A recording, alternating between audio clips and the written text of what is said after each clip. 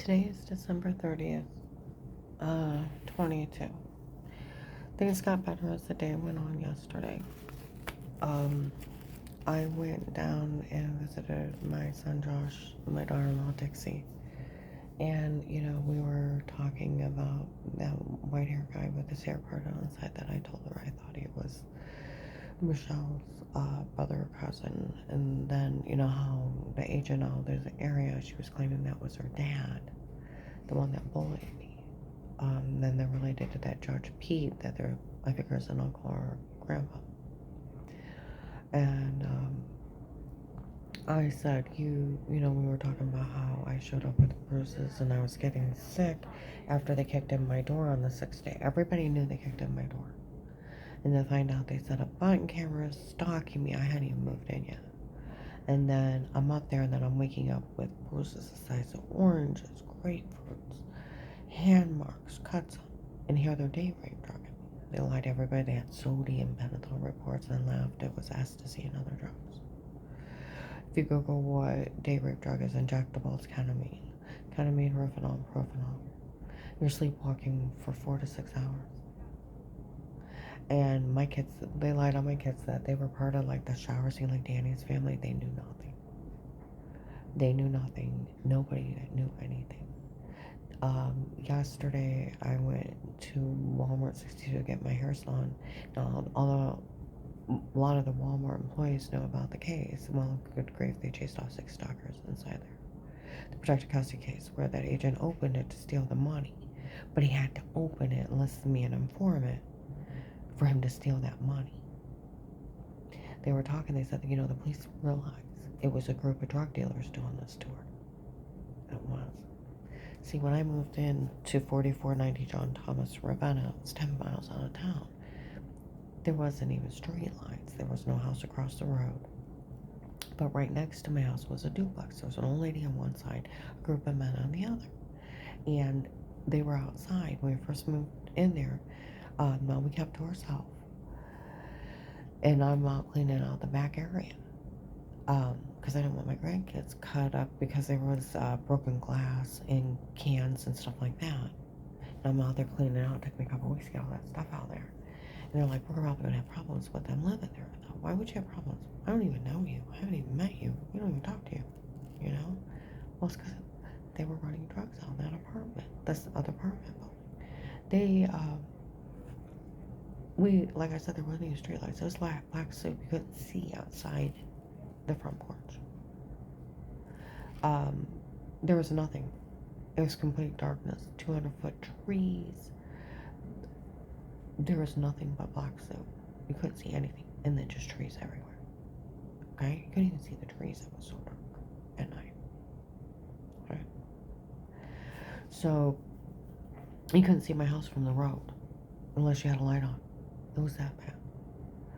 Well, we were out there flashing lights into the sky. And if you walked into the back canopy area, your phone number gets scrambled. Come up with a different number. John even told me that when I called him on Christmas of 18. And he's like, Mom, you sound like you're outgoing from an airplane. And I almost didn't answer because it didn't come up with your phone number. Scrambling numbers, flashing lights. They were drug dealing.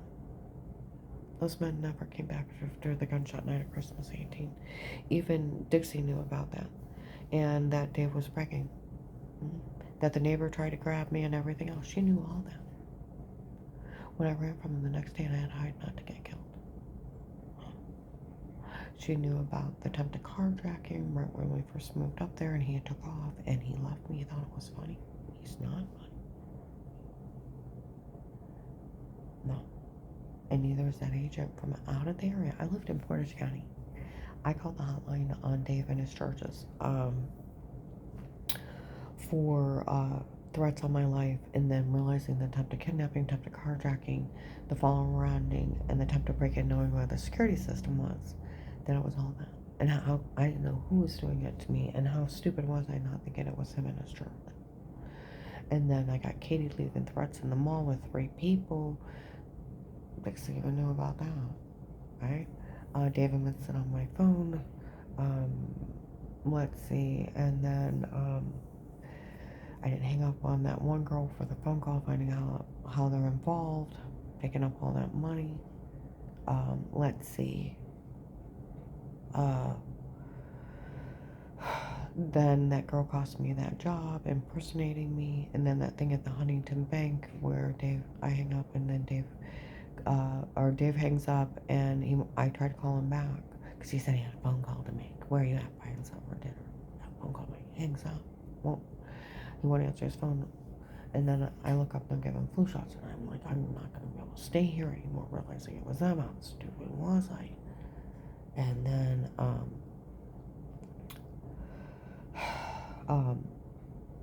I get the flu shot. I walk along the long pharmacy. I sit down on the bench. I'm like, just breathe, breathe. Then I hear the voice. I can't believe she's here. And I'm like, where is he? It's the same one as I got her, the one that chased me across the parking lot in front of Terry and almost kidnapped me, hit the back of my car. She got away and ran around the building. She witnessed the whole thing. And I'm like, where is he? I stand up, I turn my car, he comes up behind me, I stab you right here now if it wasn't for that security guard. And the lady with him is the Pizza Hut lady, and she's like, are you gonna stab her? He's like, just go ahead and stab her. He said, I won't make it out for that security guard. Well, they're arguing out if they're gonna stab me. I turn my car into the bank. I'm like, I want to open an account. I thought you'll have to do it in front of someone.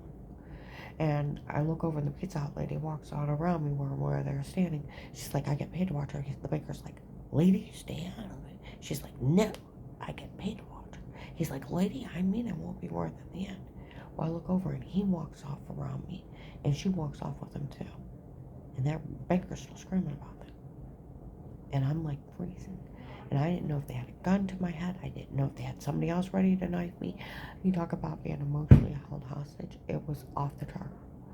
I could let him open my account. David called me back at that point, and I put him on hold, wouldn't let him know he just did it. They got done opening my account. I look up, a bunch of people are leaving. I get in the middle of them. I get in my car. I drive freaking out down to Walmart 62, 20 miles away. Okay.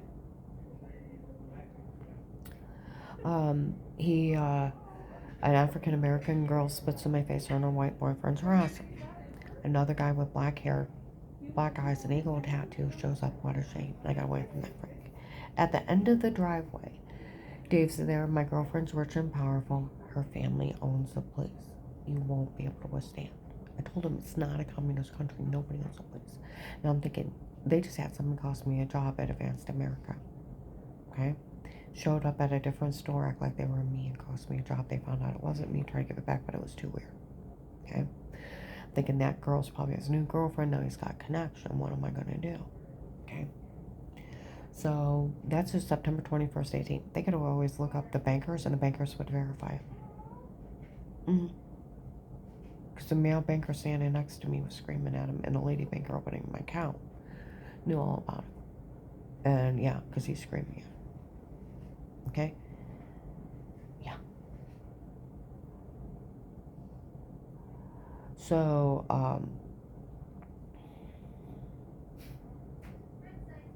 I called the hotline, and all of a sudden I can't get up out of bed. We'll have an agent call you back. It's like Sunday. Okay? That's like the 23rd. Monday I hear my voice, I hear my phone ringing. I let it go to voicemail. Because I rolled over, I couldn't even wake up. Crying, because they had me date rape drugged so bad.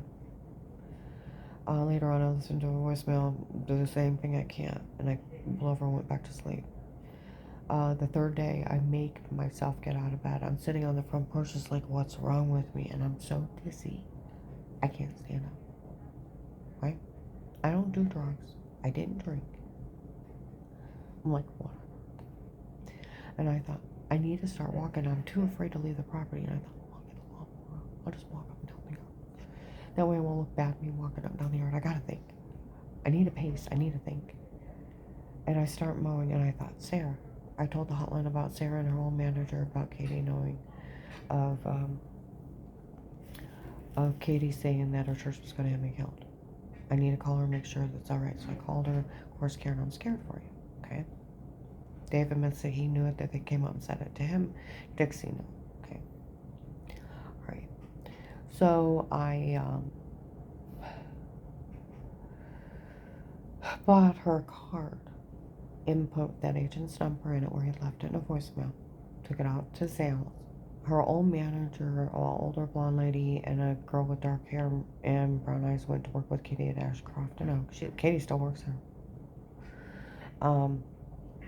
And all three of those women, Sarah, her old manager, and old coworker, had come up and said stuff to me and Dave about them threatening to have me killed. Okay. I had left them a card with her manager. She put it in a locker. I went up to Apostolic Church of Barberton. Paul Paymer got in Dave's face. My God, I had an FBI agent in my office. He's right there. And he's pointing at an undercover Stark County Sheriff, sorry. Undercover Stark County Sheriff. Looks just like Judge Timothy Ludick. I didn't realize he was a Stark County Sheriff until about 2 months ago. He showed up in his uniform and vehicle. And he looks like the guy from the cooking show. You have to round up his face. He's even gained more weight. Oh, somebody's been feeling well. He looked at me and went, I thought, where the hell have you been? Paymer and his frantic pointed at the wrong man. What's this with people, the FBI coming up here asking about threats on her life, da-da-da-da-da-da-da. He's already told on me. I walk off, Dave comes in, let's go. Now, he knows I call the feds on him. He's so mad. He's swinging at me in the truck. He's trying to hit me. He's threatening my life to the point I almost jumped out. I got home from him. I ran from him. Next day, I have to call that agent back. Okay. I tell him what happened at Huntington Bank. You liar. No, it's tape and audio. God, what is it? I told the sheriff what I said. I said, what did I say wrong for him to call me a liar? He said, nothing. You said it perfectly. What do you mean called you? Badgering laws, Department of Justice 1729. He's not allowed to call me a liar. Has taken my statement and followed through. Found out through another officer.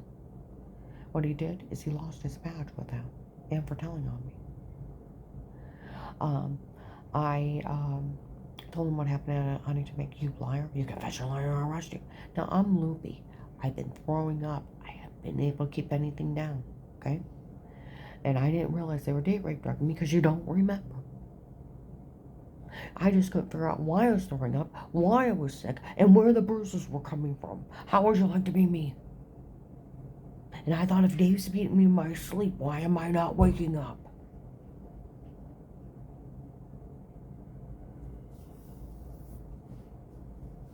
Okay? And I tried to tell him, I said, what happened at Huntington Bank? You liar, you confess you're lying, or I'll put you in jail. And I'm like, what? He said, you say you're lying, or I'll put you in jail. I'm like, what? He said, say F one foot, whatever. He said, how come I'm arresting you? So I said, the normal me would have hung up on him and called the hotline back. He got so ridiculous. He's like, do you know if he has a girlfriend? Well, Dave's dating this fucking kid. Dixie knew about Michelle. My dad's FBI, he works at Hayes, and I date Dave. It's like, shut up, whore. Okay? Showed up at Faith Family Church, a little 20-year-old blonde kid. Okay? And then he's like, why would the FBI help somebody like you? I said, well, they're going to kill me, so. Why would they bother to help somebody like you? You give me a good reason. He's sitting there being a total ass to me. And I'm pleading, but they'll kill me, so. I said, well, my brother-in-law died working for headquarters.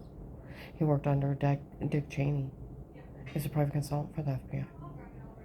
And he what's his name? And I told him, fine, I'll help you. I'm going to list you an informant. This is what the whole thing was about.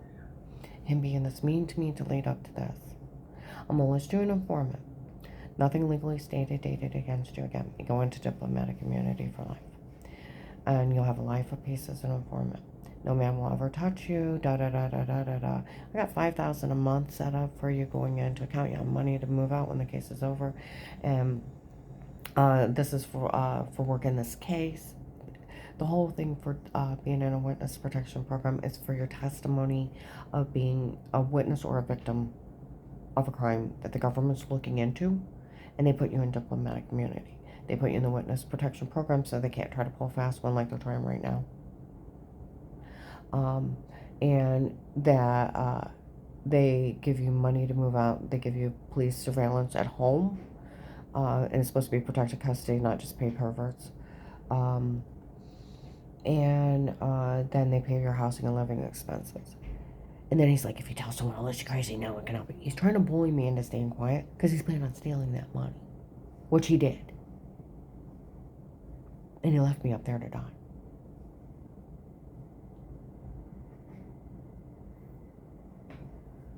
He had to open that account. Massillon police know about Karen around the house state case, or they call it Karen's Will FBI case. Okay.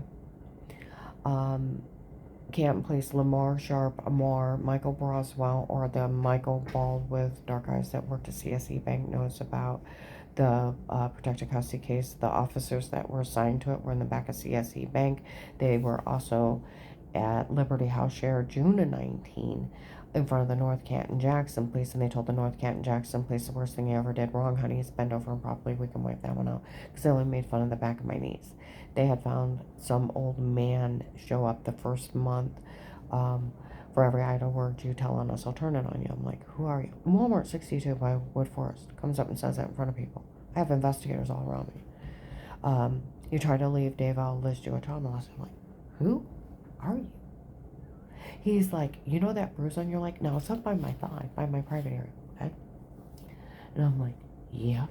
Now, I've never seen this man before. He's like, I use sodium pentothal on you. Now, you lie under sodium pentothal. It's Spy-Flick movie stuff that you lie under, and it's lethal.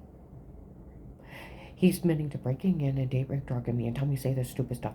You told me you were wearing this one nightgown. You bent over and probably once. Accidentally seen your butt. And you had a life of pain for it. And I'll leave you list your child molester for you. I'm like, who are you? And I got away from him. I went home. My house is legally bought by them. Cop and went to Dave per requirements of Department of Justice. Police and agencies can only be in a home under a threat of life, and they have to speak to everyone before they start, or they can never even look or listen, and it's thrown out and they go to jail for entrapment and legal search and seizure. Okay? It was just drug dealers taping me unaware before. That's why that Eric, November 18, 22 at Walmart 62, 2 to 6 p.m. by the hair salon, tape and audio, big old camera above him.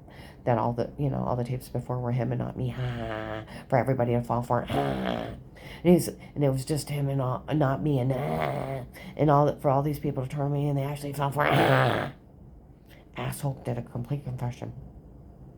Got high or drunk and came in and confessed, laughing his ass off. November 24th, 22, Mercy Medical. Evening nurse to a Canton officer or another investigator was outside my room because there was both. There's people outside my room. We all heard that Eric make fun of us for falling for this. Nobody else say a word. Well, that agent that bullied her into saying she was lying when she wasn't. Those men need to realize how not funny this is. I found out they even ran some experiments on her. She better not have permanent damage. Nobody's even ever said anything bad about her.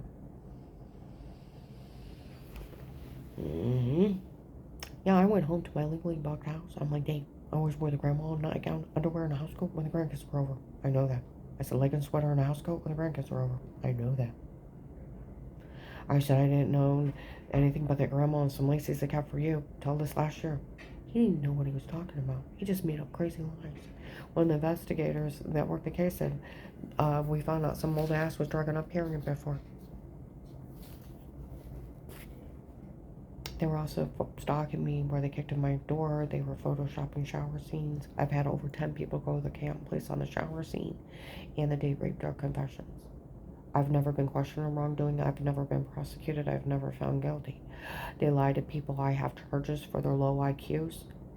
I can pass an FBI background check. Left and right. I've done several lately. And it's not just because I'm in diplomatic immunity. See, in their psycho world, they tell people that they can break in your house, they can stalk you, they can break in and date rape, drug you, and tell you to say something stupid. They can Photoshop shower scenes and then laugh that they did it, that they can enter it in the court system. You're found guilty, and nobody's ever talked to you. That's not the law. That's a lie. It's a big scam they're running. And yeah.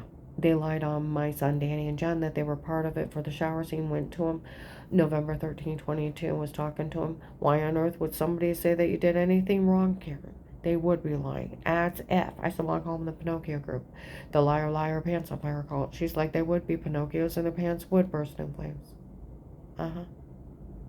As she said, because anybody says you did anything wrong, they would be lying. And like my friend from the prosecutor's office, that agent cannot talk to you like that. The police know they can't go along with it. And he's running a big scam with that retired judge. He is. And some drug dealers. Like they said in Walmart yesterday, too, because a lot of the Walmart employees know about the Protect Your Life case, because the Canton police that work in the security there watched me. They said the police realized it was just a bunch of drug dealers doing it to her. What makes it scary, and oh my God, an FBI agent out of his area grabbed that case to embezzle that money, with his retired judge family member and his daughter, to embezzle money from the federal government on the witness protection program, and was in it with just drug dealers. They tried to lie on the Portage County Sheriff's. I went out and confronted them. Miss Hall, what these people are saying they did is illegal. I said police and agencies can only be in a home under a threat of life, and they have to speak to everyone before they start. Yes. We had no knowledge of anybody being in your home or anybody else's home. And I said, well, you couldn't look or listen. It's the Fourth Amendment. Yes. You have a right to privacy. You also have a right to remain quiet, a right to an attorney, a right to a fair and speedy court trial. You also have a right not to be mistreated, and you have a freedom of speech. My one friend that you worked at the prosecutor's office, that agent could never tell you that you couldn't tell anybody. And the police know that they can't go along with it. You can tell anybody you want. And witness protection program is who you feel comfortable telling. Think of them. It's who you feel comfortable. Think about that. And they can't tell you. He can't bend the law for his evil plan so he could steal, and I can't ask for help. And then he just sells a police login to all these regular people to watch and make $25 a pop. Selling police information is 13 years. Him telling on me is 5 to 7, obstruction to justice and tampering with evidence. So is badgering laws, Department of Justice 1729. Embezzlement charges, withholding any money from something that was meant for someone or misdirecting it to somebody else is embezzlement. It's a severe act of theft. Anything less than 100 is up to a year in prison. Anything over 1,000 is 5 to 30 years. Where I've never got a dime. He's even promised to move me out. He didn't move me out. He left me up there to die. And like my friend from the prosecutor's office, once they put you in a witness protection program, they can't drop you. It would be illegal for them to, because failure to protect is abuse and misconduct. He said they can move you to a different protection program, but they have to speak to you first. My one daughter-in-law, Dixie, she said, I've always thought this was ridiculous. They did all this for Dave to be able to go out with somebody else, my ex-husband. So he'd get away with getting the house of jewelry. They drugged me. They photoshopped me. They had people almost shoot me. They hired stalkers. There's a shooting night. I had a hide on up there. I got raped and tortured when I tried to help a lady said her husband died when they went to the wrong house. And threatened to be quiet because they were actually afraid somebody would actually do something about this. That agent cannot bend the law and break the law to his own needs. The whole law is for you to be in a witness protection program. You have to be a witness or a victim of a crime that they're looking into. And for your testimony, if they put you in the witness protection program, and then you can't get out for the rest of your life. You get the money, the diplomatic immunity, housing, and he can't say if you tell someone unless you're crazy, nobody can help you. He can't bend the law so that you have to stay there quiet and die while he steals the money. He can't make up his own laws. He can't bully you. He can't bully you into a false statement. And so that they can get away with this. And this is where it's an oh my God case. It's an agent out of his area in it with a retired judge and his daughter with drug dealers doing this and embezzling funds from the federal government. And that's exactly what's going on. They've yelled it out in Canton. They've yelled at Massillon. They've said it out in Lyons. They've said it out in Pennsylvania. North Canton, everybody knows it's just them embezzling from the witness protection program. And that Eric, he was wanted by the Massillon and the Canton police for stalking, came in and did a whole confession that all the tapes before were him and not me for people to turn on me and fall for it. And they actually did November 18, 22, 2 to 6 p.m., Walmart 62 by the hair salon. And November 24, 22, Mercy Medical, the nurse that took care of me, ID'd. It was Eric making fun of everybody for falling for this, and that nobody should say a word. And they already, the investigator in Canton, or is that Lady Canton officer? Because are you interested in working Karen around the house? What's that? One of us have to watch her, listen to her every day. Or they call it Karen's Will, FBI case. Madison Police know about it, Stark County Sheriff's, North Canton Jackson Police, and the Canton Police. Informant. I can't never get out. They use people's low IQ of under a 5th grade education to fall for this.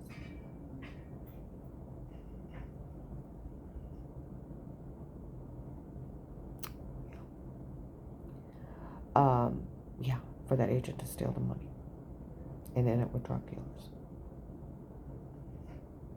Tell you what, they find out who rented the apartment between July of 18 to December of 18. The men on the other side of the duplex after 4490 John Thomas.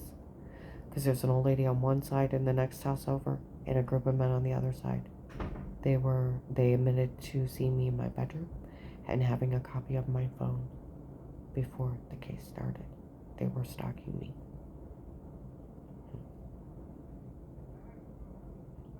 And more likely they were the ones date rape drugging me. The flashing lights scrambling phone numbers. They were talking yesterday in Walmart by the hair salon that the police had realized that they had hired a group of drug dealers to do this to me. What makes it, oh my God, an agent from out of the area and a retired judge and his daughter was willing to get in it with local drug dealers.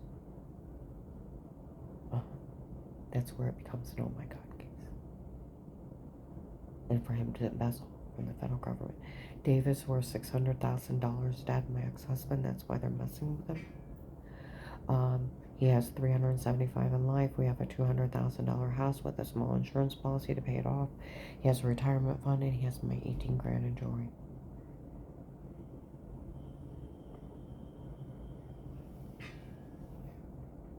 Even that idiot I was married to defended me on tape. Karen, you're good at the kids, you're good at the grandkids, you wouldn't hurt anyone.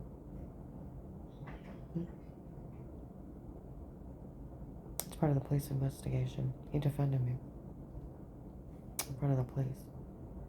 See, that agent to steal that money had to open that particular light case.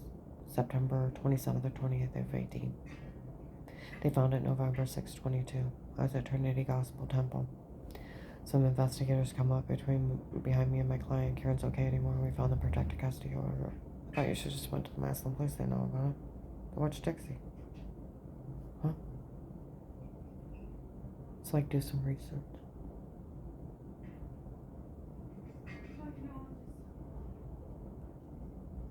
And they know everything else.